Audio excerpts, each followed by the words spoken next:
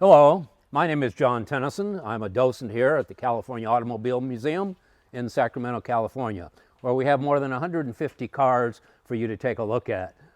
Everything from a Benz Motorwagen, one of the first cars in 1886, a replica, all the way up to electric cars and prototypes of fuel cell cars and everything in between. So today I'm going to tell you a little bit about this 1925 Chrysler.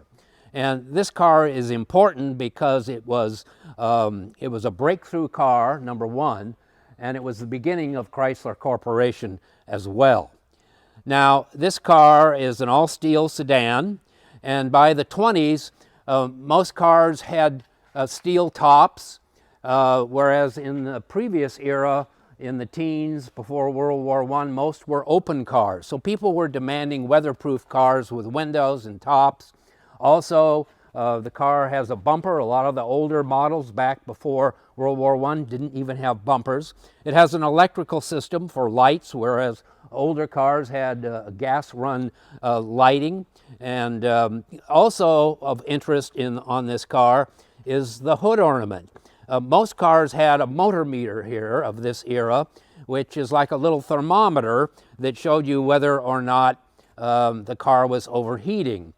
But Chrysler in 1924, when this car came out, and this is a 25 model, but they're basically the same, put a fuel, or rather a temperature gauge on the dashboard and turned the motor meter into a hood ornament.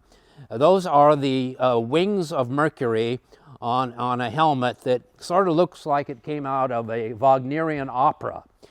But this car was really important as the first car. It was a medium price car. It cost about $1,800.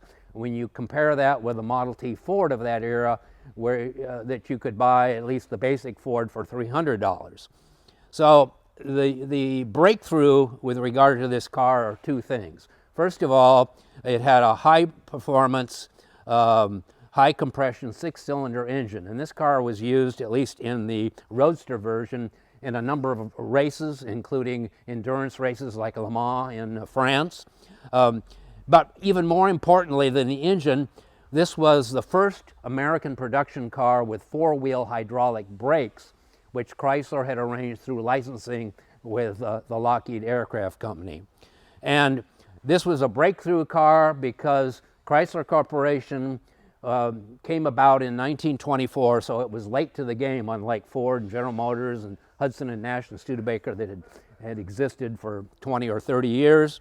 But by 1932-33, Chrysler was number 2 in production and sales, outperforming Ford until 1951. So again, come into the Automobile Museum here in Sacramento and we'll tell you the backstory of this car. There's many more stories to tell you. Every car has a story, and thank you for watching.